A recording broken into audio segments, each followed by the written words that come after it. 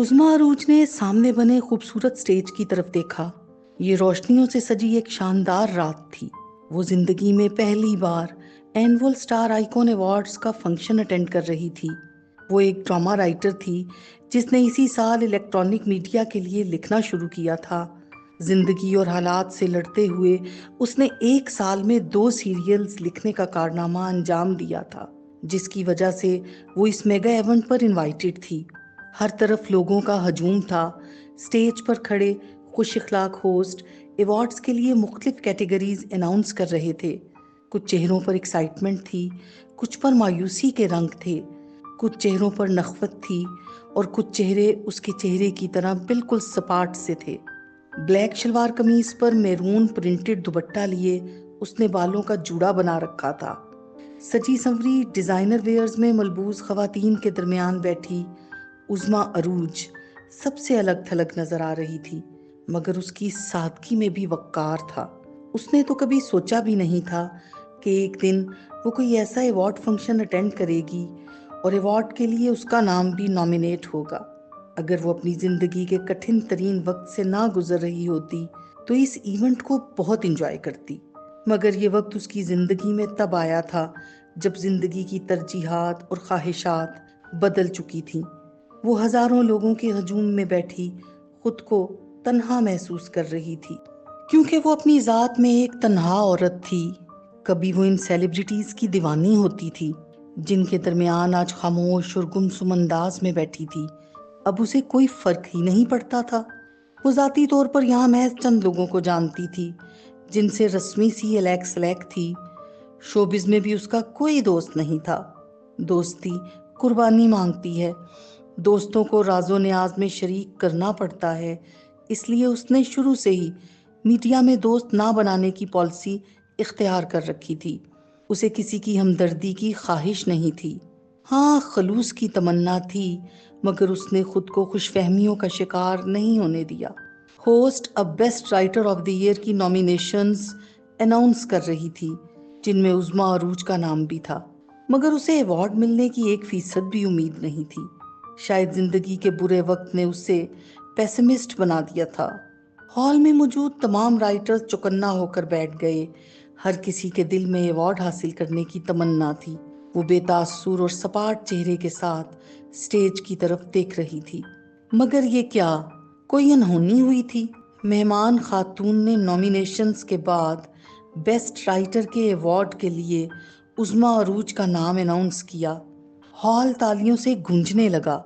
वो अपनी जगह पर फ्रीज हो गई। चंद सेकंड तो उसे यकीन ही ना आया, भला ये कैसे मुमकिन था। वो बेयकीनी से स्टेज की तरफ देखने लगी। शायद इस बार ज्यूरी में कोई बहुत ही ईमानदार और प्रोफेशनल बंदा मौजूद था। इर्द गिर्द बैठे लोग उसे मुबारकबाद देने लगे। वो कुछ हवास बाख्ता से अंदाज में अपनी जगह से उठ खड़ी हुई। उस लम्हे एतमाद से स्टेज पर जाकर अवार्ड वसूल करने वालों की हिम्मत को सलाम करने को जी चाहा। कुछ झिझकते और घबराते हुए से अंदाज में वो स्टेज पर गई। उसे चूंकि अवार्ड मिलने की कोई उम्मीद नहीं थी, इसलिए उसने कोई तकरीर भी तैयार नहीं की थी। चंद लम्हे हवन्नकों की तरह सोचती रही कि क्या कहे। खूबसूरत जुमले लिखने वाली राइटर के लिए स्टेज पर खड़े होकर 2 जुमले बोलना भी महाल था। मेहमान खातून ने मुस्कुराते हुए उसे अवार्ड दिया। एक पल को वो चौंकी भी थी। रंग बिरंगी खवातीन के झुरमट में एक बेहद सादा औरत, सबका चौंकना लाजमी अमर था। खातून अनाउंसर भी उसे देखते हुए मुस्कुराई। उज़्मा अरूज, आप कुछ कहना चाहेंगी? एतमाद भरे अंदाज और प्रोफेशनल मुस्कुराहट के साथ होस्ट ने जैसे उसे कुछ कहने का इशारा किया। उज़्मा अरूज ने अपनी हिम्मत मजतमा करते हुए माइक संभाला। अब स्टेज तक आ गई थी तो 2 जुमले बोलने ही थे। फिर उसे ख्याल आया कि अब उसे मुस्कुराना भी चाहिए। आखिर best writer of the year का अवार्ड हाथ में लिए खड़ी थी। एक नज़र सामने हजूम की तरफ देखते हुए उसने बमुश्किल 2 जुमले बोले। आप सबका बेहद शुक्रिया, जिन्होंने मेरा ड्रामा सीरियल रमज़े वफा को पसंद किया और मुझे इस अवार्ड का हकदार समझा। Thank you. अच्छे राइटर्स अच्छे मुकर्रर नहीं होते। इसने नर्वस सी मुस्कुराहट के साथ माइक होस्ट को थमा दिया और स्टेज से नीचे उतर आई। लोगों ने अपने अपने अंदाज में मुख्तलिफ तबसरे किए। ये कौन है? کسی نے سوال کیا۔ نئی رائٹر ہے، پہلا ہی ڈرامہ سپر ہٹ ہو گیا، کسی نے جواب دیا۔ رائٹرز کا ڈریسنگ سینس تو بالکل پور ہوتا ہے۔ اب دیکھو ذرا یہ رائٹر کیا پہن کر آئی ہے، اسے اتنی بھی سینس نہیں کہ ایوارڈ فنکشن پر کس طرح کے کپڑے پہنے جاتے ہیں۔ سلیو لیس میکسی میں ملبوس ایک اداکارہ نے ادا سے اپنے بالوں کو جھٹکتے ہوئے بے رحمانہ تبصرہ کیا۔ حالانکہ یہ رائٹرز اچھا خاصا کما لیتی ہیں، ہم لوگوں سے ذرا ہی کم چارج کرتی ہوں گی، مگر رائٹرز میں سٹائل نہیں ہوتا نا۔ ڈائمنڈ جیولری پہنے ساتھ بیٹھی ایک مغرور سی اداکارہ نے بات کے اختتام پر کہکہا لگایا، ضرور اس عورت نے سفارش کروائی ہوگی، جیوری میں اس کا کوئی جاننے والا ہوگا۔ یہاں تو بس یہی کچھ ہوتا ہے، پروفیشنلزم تو نام کو نہیں ہے۔ ساڑی میں ملبوس گہرے میک اپ والی ایک سینئر خاتون رائٹر نے غصے سے کہا، کیسے کیسے لوگوں کو ایوارڈ مل رہا ہے، ٹی وی انڈسٹری پر کیسا برا وقت آ گیا ہے، گمنام لوگوں کو ہمارے سر پر بٹھایا جا رہا ہے، یعنی کہ حد ہو گئی۔ میں ہرگز ان ایوارڈز کو تسلیم نہیں کرتا۔ درمیانی عمر کے ایک سوٹڈ بوٹڈ مرد رائٹر نے بے حد خفگی کے عالم میں تبصرہ کیا، رمز وفا واقعی بہت اچھا ڈرامہ تھا۔ رائٹرز کا بھی کیا دماغ ہوتا ہے، ہماری اداکاراؤں کے پاس اگر رائٹر جیسا دماغ ہوتا تو وہ کہاں سے کہاں پہنچ جاتی۔ نوجوان پروڈیوسر نے ہلکی سی مسکراہٹ کے ساتھ عظمیٰ عروج کی غیر جانبدارانہ تعریف کی۔ عظمیٰ عروج ان تبصروں اور چہمگوئیوں سے بے نیاز اپنی سیٹ پر آ بیٹھی۔ ارد گرد بیٹھے لوگ ایک بار پھر مصنوعی مسکراہٹ کے ساتھ اسے مبارکباد دینے لگے۔ وہ ذرا سا مسکراتے ہوئے سر خم کر کے سب کا شکریہ ادا کرنے لگی۔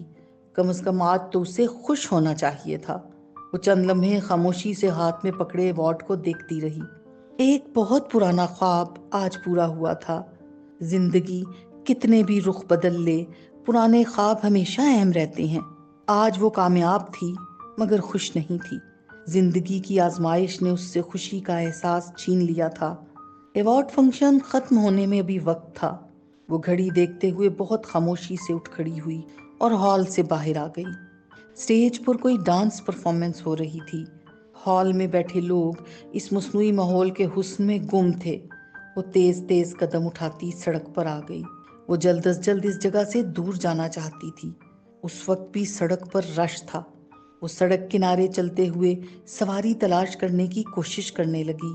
اسے گھر جانے کی جلدی تھی، یہ جانتے ہوئے بھی کہ گھر میں کوئی اس کا انتظار نہیں کر رہا ہوگا۔ انتظار تو بس اس کا مقدر بن گیا تھا۔ اس نے ہاتھ میں پکڑا ایوارڈ پرس میں ڈال لیا۔ ایک رکشہ اس کے قریب آ کر رک گیا۔ وہ اپنا ایڈریس بتا کر اور کرایہ طے کر کے رکشے میں سوار ہو گئی۔ رکشہ اس کے گھر کے راستے پر رواں دواں تھا۔ ایک زندگی کا سفر تھا جسے طے کرتے ہوئے اب وہ تھکنے لگی تھی۔ اس سفر نے اسے آبلا پا کر دیا تھا۔ اس نے بے اختیار ایک گہرا سانس لیا اور سر ہاتھوں میں گرا لیا۔ اس کے وجود میں گہری تھکن اتر آئی تھی۔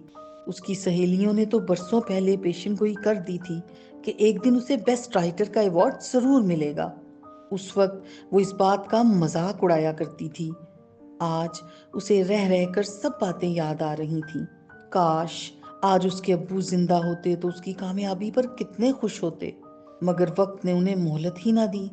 وقت اس کے لیے اتنا بے رحم کیوں ہو گیا وہ سمجھ نہ پائی۔ اس کی آنکھوں میں نمی چمکنے لگی، دل نے گہری اداسی اوڑھ لی۔ وہ یوں بیٹھے بیٹھے کہیں بہت دور، بہت پیچھے ماضی میں چلی گئی، ماضی جو اس کے حال سے بہت مختلف تھا۔ رکشہ مختلف راستوں سے گزر رہا تھا۔ وہ غائب دماغی کے عالم میں اندھیرے میں ڈوبے دوڑتے بھاگتے منظر دیکھ رہی تھی۔ اس کا ذہن کہیں اور پہنچ گیا تھا۔